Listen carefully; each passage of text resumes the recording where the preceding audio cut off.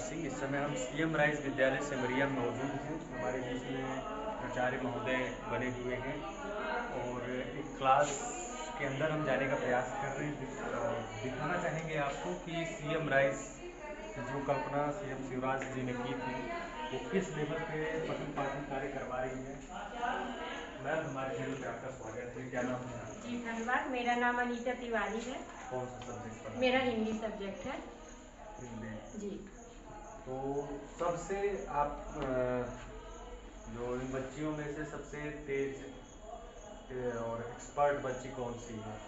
ऐसा किसी एक को तेज नहीं कहा जा सकता। किसी में किसी विषय के प्रति ज़्यादा रुचि रहती है, किसी में किसी विषय के प्रति। तो ये तो नहीं कहा जा सकता कि कोई हर विषय में एक्सपर्ट है या कोई हर विषय में वीक है। तो किसी की जैसे रुचि केमिस्ट्री में ज़्यादा है तो केमिस्ट्री में ज़्यादा फोकस है, कोई मैथ से है, कोई मतलब अलग अलग सब्जेक्ट हैं। और यदि 10वीं के लेवल से लिया जाए तो ऐसी कई छात्राएं हैं जिन्होंने अच्छा मतलब स्कोर से। कौन सी क्लास की बच्ची? ये 11th बायो है। बायो और मैथ कंबाइन चलता है। हिंदी पढ़ा रहे हैं जी। हिंदी में कोई बच्चा ऐसा जो इंटरेस्ट रखता हो आपके हिसाब से? हिंदी में तो सभी इंटरेस्ट रखते हैं। ऐसा नहीं है कि मतलब इनकी मातृभाषा भी है तो ऐसा तो नहीं है कि कोई इंटरेस्ट नहीं रखते एक हैं। बच्चे को खड़ा कराइए, किसी को उनसे कुछ सवाल करना चाहेंगे और दिखाना चाहेंगे कि वाकई में सीएम राइस का लेवल क्या है और किस तरह से पठन पाठन का कार्य सीएम राइस में चलता है। मैं किसी एक बच्चे को नाम लेट नहीं कर सकती क्योंकि बाकी बच्चियों को ये ना लगे कि हमारा उपेक्षा हुई है। आप उठा सकते हैं। आप उठो बेटा। क्या नाम है आपका? मेरा नाम कोमल साकिब है। कोमल साकिब। 11th की छात्रा हो? जी। आपसे हम एक सवाल करें? जी। ये बताओ, राष्ट्रगान की रचना किसने की थी? रविन्द्रनाथ टैगोर। Very good. और राष्ट्रगीत किसने लिखी थी? रघुवीर चट्टोपाध्याय। बंकिम चंद्र चट्टोपाध्याय जी ने की थी। Very good. और इंग्लिश पढ़ते हो आप लोग? जी। पढ़ते हो? लखनऊ की स्पेलिंग बताओ आप। LUKHNOW। क्या नाम है आपका बेटे? मेरा नाम रजनी सैयद। इंग्लिश पढ़ते हो? मैथ? नहीं, बायो। बायो भी हो? अच्छा, एक MKS पद्धति का सिद्धांत मालूम होगा आपको? बताइए क्या है। MKS पद्धति में जो हमारी लंबाई होती है उसे मीटर में मापते हैं और वजन को किलोग्राम में, और जो हमारा समय होता है उसे सेकंड में मापते हैं। आप शुरू से पढ़ाई कहाँ की हो? शुरू से यहीं शासकीय कन्या विद्यालय। यहीं पे की हो? नहीं, यहाँ पे नहीं। इसके पहले जो हमारे शासकीय कन्या माध्यमिक विद्यालय थी वहाँ। हाँ, वही है उसकी। एथेन का फार्मूला बताओ बढ़िया। एथेन। एथेन का C2H6। Very good. हम आपसे जानना चाहेंगे कि सीएम राइस में आपने एडमिशन कब लिया है? कितने साल हो गए आपको? अभी 9th में गया और अभी 11th में। मतलब 2-3 साल। तो आपको हम ये दिखा रहे हैं कि ये इम्प्रूवमेंट होता है। ये भी एक शासकीय विद्यालय है जिसको हम आपको दिखाना चाह रहे हैं। ये सीएम राइस विद्यालय है, ये लेवल है। अभी तो भवन निर्माण नहीं है, भवन निर्माण की आवश्यकता है। कहीं न कहीं सीएम राइस को अपने पूरे प्रारूप में आने में अभी समय लगेगा। 1-2 साल का आपको इंतजार करना पड़ेगा। उस समय सीएम राइस विद्यालय ऐसा दिखेगा कि पूरे भारत नहीं, पूरे विश्व में सीएम राइस का एक उदाहरण पेश किया जाएगा। सीएम शिवराज ने जो किया है सीएम राइस के रूप में, वो कहीं न कहीं एक कीर्तिमान रचेगा। आप बने रहिए हमारे साथ। बहुत बहुत धन्यवाद। ये हम आपको दिखा रहे हैं सिमरिया सीएम राइस में IT लैब बनाया गया है। बताया ये जा रहा है, जैसा प्राचार्य महोदय बता रहे हैं, कि जिले में पहला स्थान रखने वाला ये सीएम राइस का IT लैब है। हमारे बीच में बने हुए हैं सर हैं यहाँ पे जो इसका देख रेख करते हैं। क्या नाम है सर आपका? नवीन सूर्या। नवीन जी, IT लैब मध्य प्रदेश रीवा जिले में पहला स्थान आपके यहाँ लाया गया है। क्या विशेषताएं हैं? मेन जो हमारे जो पेपर्स का जो गाइडेंस है और उन्होंने जो ट्रेनिंग ली है उसकी वजह से हम लोगों को जैसा सब इंस्ट्रक्शन देते हैं उसकी वजह से हम लोग फॉलो करते हैं और इसीलिए बच्चों का भी सहयोग अच्छा है। एक चीज़ यहाँ से हमें ये समझ में आ रही है कि जिस तरह से विद्यालय का एक प्रारूप हमें सीएम राइज का सिमरिया में दिख रहा है, अब हम निरंतर लगभग सभी सीएम राइज में जाएंगे और जाके देखने का ये प्रयास करेंगे क्या उसी पैटर्न पे सारे सीएम राइज फॉलोअप कर रहे हैं जैसा यहाँ हमें दिख रहा है या कि नहीं कर रहे हैं। आप बने रहिए हमारे साथ, बहुत ही अच्छा यहाँ का व्यवस्था है और उम्मीद करते हैं सीएम राइज विद्यालय एक दिन बहुत बड़ा चर्चा का विषय पूरे विश्व में बनेगा। बहुत बहुत धन्यवाद सर। सीएम राइज विद्यालय पूर्व मुख्यमंत्री शिवराज सिंह का एक सपना था, ड्रीम प्रोजेक्ट था कि मध्य प्रदेश में शिक्षा के स्तर को इस कदर बढ़ाया जाए कि पूरे भारत में इसका एक अलग ही नाम हो। तो जिस प्रणाली में इस विद्यालय का निर्माण किया गया सभी जगह और जिस तरह से अध्यापकों का चयन हुआ और प्रिंसिपल का चयन हुआ, उस तरह से हम देखते भी हैं कि अच्छी पढ़ाई हो रही है, अच्छे बच्चों के चयन किए जाते हैं। आप किस सिनेरियो में काम कर रहे हैं, क्या कुछ आपके प्लान होते हैं शिक्षा को लेकर? नमस्कार, आपका प्रश्न वर्तमान संदर्भ में बहुत ही प्रासंगिक है। जी। देखें कि सीएम राइज एक बहुत बड़ा प्रोजेक्ट है और यह 3 लेवल पर संचालित है। जी। पहला संकुल स्तरीय, दूसरा विकास खंड स्तरीय और तीसरा जिला स्तरीय। जी। यह सिमरिया का यह सीएम राइज विद्यालय संकुल स्तरीय विद्यालय है और इन विद्यालयों की जो नीति निर्धारण के समय सीट की व्यवस्था की गई, जैसे 1000 सीट संकुल स्तर पर, 1500 विकास खंड स्तरीय पर और इसी तरह जिला स्तरीय पर 2500 करीब निर्धारित की गई। चयन प्रणाली के आधार पर शिक्षकों का चयन हुआ, किंतु जो हमारे छात्र छात्राओं का जो चयन है वह समावेशी पद्धति पर है। कोई यहाँ पर चयन प्रणाली नहीं है और पहले आओ पहले पाओ जैसा है, लेकिन थोड़ी सी डेट जरूर शासन इसकी अलग से निर्धारित करता है। जैसे पहली बार 23 फरवरी तक डेट थी, इस बार 23-24 के एडमिशन में 23 मार्च तक थी। जी। तो प्रवेश का थोड़ा सा जो क्रम है वो समय पर आधारित थोड़ा सा पहले होता है और उसके पीछे कारण यह भी शासन का रहता है कि उतने दिवस पूरी पढ़ाई हो ताकि पाठ्यक्रम गुणवत्तापूर्ण ढंग से पूर्ण किया जा सके। तो निश्चित तौर पर हमारा सीएम राइज विद्यालय का जो पूरे मध्य प्रदेश के 274 जो सबसे पहले खुले, उसमें विश्व स्तरीय सूचकांकों में रतलाम और झाबुआ का जैसा आप देखते होंगे, और वहाँ पर एक मैं आपको दिखाना चाहूँगा कि एक हम लोगों को प्राचार्य हैंडबुक मिली हुई है जिसमें सारी SOPs और निर्धारित गतिविधियाँ जी। जिसके आधार पर हमको यह विद्यालय चलाना पड़ता है।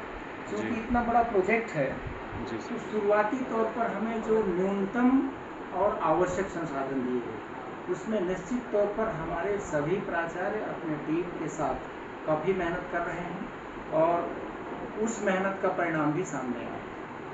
अच्छा। निश्चित तौर पर यह गुणवत्तापूर्ण प्रणाली शासन की मंशा के अनुरूप चल रही है और बेहतर रिजल्ट भी सामने। सर 2022 में इस सीएम राइज योजना की शुरुआत की गई थी विद्यालय की। 2022 अभी के 2024 लग गए। 2 साल के अंदर हम एक नॉर्मली आपसे चर्चा कर रहे हैं जी। 2 साल के अंदर बड़ी बड़ी बिल्डिंगें तैयार हो जाती हैं, सड़कें तैयार हो जाती हैं, यहाँ तक कि 2 साल के अंदर राम मंदिर बन के तैयार हो गया, लेकिन सीएम राइज के भवन जिले के अंदर एक भी नहीं बन पाए। ये हम एक प्राचार्य होने के नाते आपसे यह जानना चाहेंगे कि किस तरह से असुविधाओं का सामना आपको करना पड़ रहा है।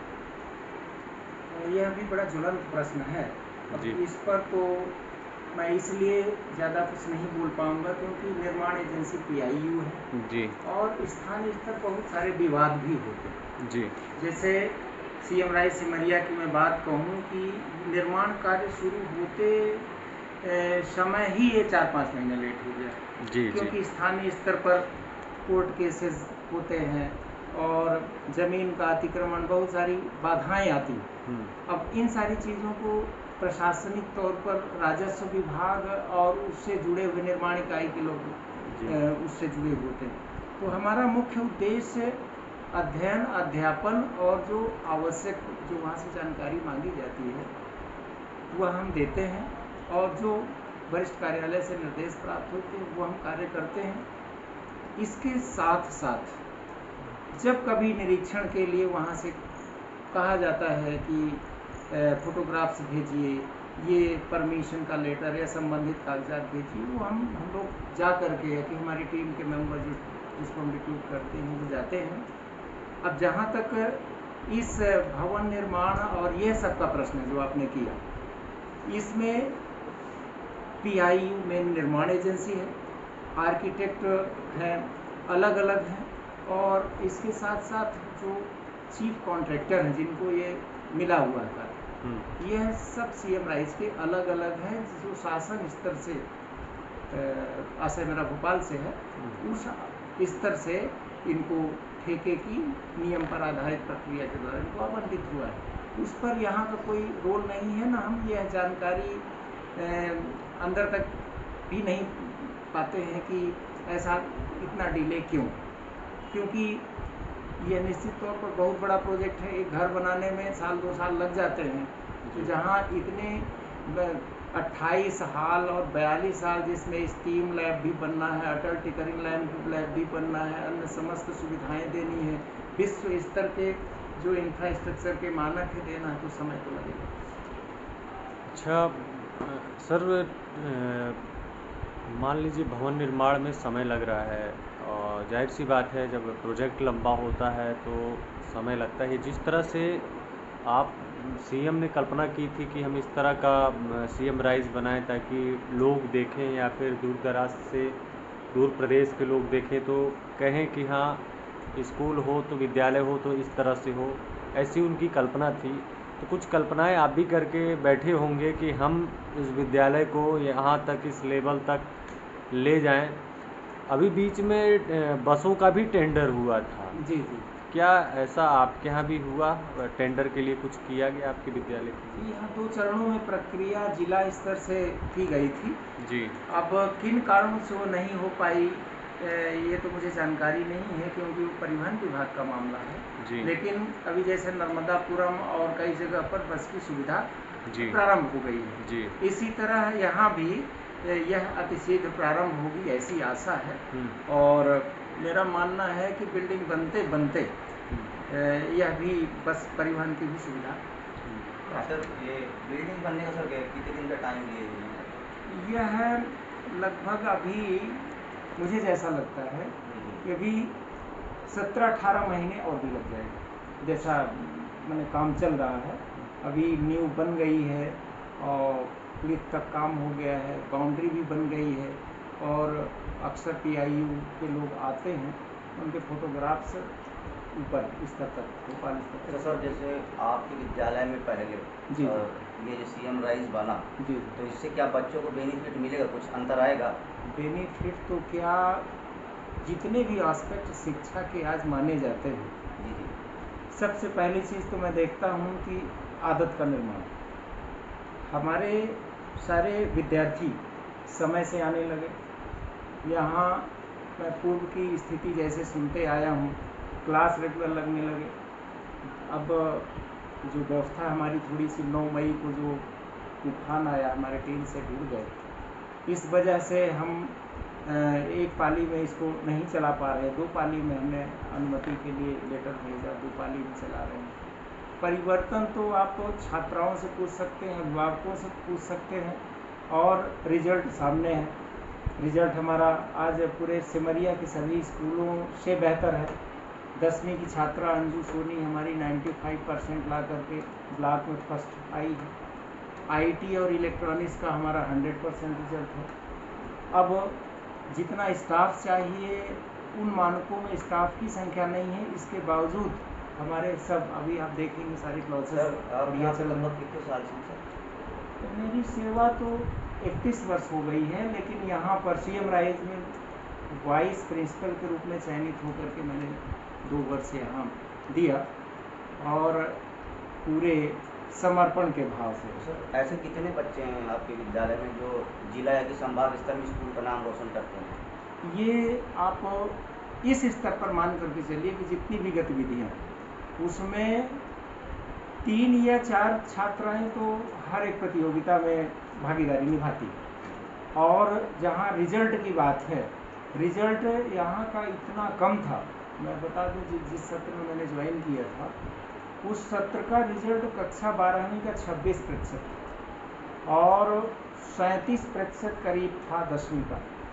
आज हमारा 10वीं का रिजल्ट 81% है और 88.6 से अधिक अगर हम सप्लीमेंट्री के बाद का भी रिजल्ट जोड़ें तो 90 प्लस हमारा 12th का है। कुछ विषयों में तो 100% भी है। सर परिवर्तन तो हुआ। सीएम राइज विद्यालय जी की आने वाले समय में किस तरह की आप कल्पना करते हैं? क्या सिमरिया का जो सीएम राइज विद्यालय है किस लेवल तक पहुंचेगा और किस लेवल तक आप ले जाना चाहते हैं? बहुत अच्छा प्रश्न है। देखिए, मैं एक आशावादी व्यक्ति हूँ और संघर्ष पथ में चलने के लिए मैं अपनी टीम को तैयार करता हूँ और स्वयं भी मैं पूरा समय देता हूँ। ऐसी स्थिति में मेरा मानना है कि अगर इन 2 वर्षों में ग्राफ हमारा यहाँ तक आया है और हमको पर्याप्त स्टाफ मिलने की आशा है, अगर हमें पर्याप्त स्टाफ मिल जाते हैं तो यह सफलता की कहानी आप लोग खुद बयां करेंगे और मैं पूरी तरह से आशान्वित हूँ और बेहतर रिजल्ट हूँ। धन्यवाद। Thank you. EMS ji. Homework की कापियाँ चेक कर रहे हैं और प्रतिदिन गृह कार्य दिया जाता है। उसमें 10% कापियाँ मेरे द्वारा खुद चेक की जाती हैं और डायरी मेंटेन की जाती है।